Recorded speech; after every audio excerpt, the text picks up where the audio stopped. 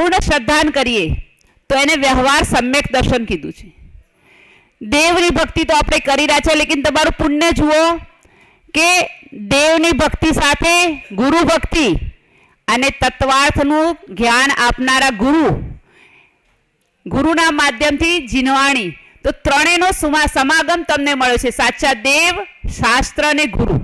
ભક્તિ કરીને જેટલો પુણ્ય કમાવાનું આપની શક્તિ હોય એટલું પુણ્ય આપ કમાઈ શકો છો. એમ કે ગુરુદેવ એક માતા તો એના એક આંચલથી દૂધ પીવડાવે છે આપણી બાળકની સુરક્ષા માટે, લેકિન આ ગુરુદેવ એટલા કરુણાવાળા છે કે જીનવાણીનો સહારો લઈ એક નહીં, બે નહીં, પણ ચાર આંચલથી આપણને સંસારથી રક્ષા કરવા માટે, સંસારથી છોડાવવા માટે જીનવાણી રૂપ પ્રથમાનુયોગ, કર્ણાનુયોગ, ચરણાનુયોગ, દ્રવ્યાનુયોગ રૂપ ચાર આંચલથી આપણને સંસારથી મુક્ત થવા માટે સંતુષ્ટ આહાર જે દૂધ કહીએ એ અહીંયા આપણને જીનવાણી આગમ મારફતે પરોસી રહ્યા છે.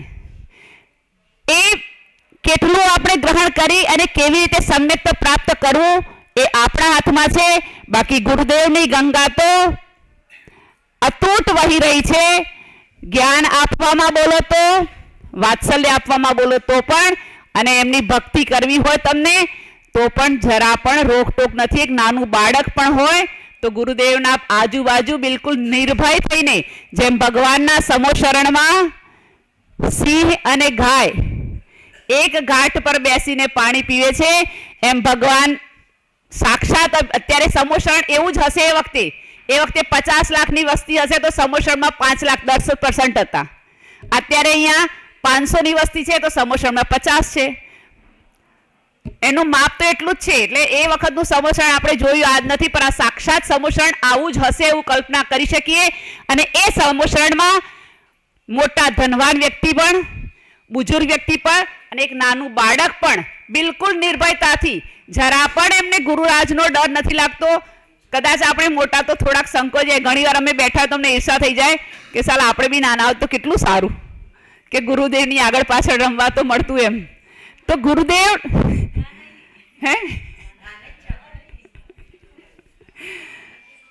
તો એવા ગુરુદેવનું આપણે શરણ મળી છે. અને ભક્તિ જ્યારે પણ કરો, ભક્તિમાં કોઈ આશા રાખવાની જરૂર નથી. મન મૂકીને, કેમ કે દેખો એક વૃક્ષ છે, એ વૃક્ષ એવું છે કે જે ફળ આપે છે, અને એક વૃક્ષ એવું છે કે જે ફળ નથી આપતું. ધારો કે આંબાનું ઝાડ, તો આંબાના ઝાડ પર આંબાની કેરી આવી ગયા પછી એ લાકડાની કોઈ કિંમત નથી. અને શીશમનું વૃક્ષ, એના પર ફળ નથી આવતું તો એ લાકડું બેશ કિંમતી બજારમાં વેચાઈ રહ્યું છે. એમ આપણે પણ કર્મ જ્યારે કરી રહ્યા છીએ ત્યારે કર્મ કરતા ક્યારે પણ ફળની અપેક્ષા ના રાખો. અને કર્મ કર્યા પછી ફળ ના મળે તો નાસી પાસ પણ નહીં થવાનું કે મેં આટલું સારું કર્યું, આટલી ભક્તિ કરું છું, ગુરુદેવની આટલી ભક્તિ કરી તો એ મારા ત્યાં હાર ના થયો ગુરુદેવનો. તો જેના જે કર્મનું ફળ નથી મળતું એ કર્મ તમારો સ્ટોરેજ થઈ રહ્યા છે, અને એ કર્મ તમારા બહુ જ આગળ લાંબા સમયે બહુ જ સુંદર ફળ આપીને તમને એના ફળ સુંદર, મીઠા, મધુર, સુંદર ફળ મળશે કે જે તમને સંસારથી મુક્ત કરશે. એટલે જ્યારે તમે પ્રભુની બી ભક્તિ કરી રહ્યા છો તો પણ કભી ક્યારેક એવું થાય છે કે ચાલો જે બહુ ભક્તિ કરતું હોય એના ત્યાં ગરીબી, દુઃખ બધું આવતા હોય, હે ને, ભક્તના ત્યાં દરોડા પડતા હોય આપણે કહીએ છીએ, અને પછી એનાથી આપણે ડરી અને ભક્તિ કરવાનું છોડી દઈએ છીએ, મંદિરનો માર્ગ ભૂલી જઈએ છીએ. પણ ધ્યાન રાખજો, જે આપણને દુઃખ મળી રહ્યું છે એ પાછલા કર્મોના કારણે મળી રહ્યું છે, લેકિન જે અત્યારે તમે કરી રહ્યા છો એ કર્મનું ફળ તમને અવશ્ય મળશે. અને જ્યારે પણ આવો નાસીપાસ થવાનો વખત આવે તો જરૂર એ વૃક્ષને યાદ કરજો કે જે વૃક્ષ પર ફળ નથી આવતા.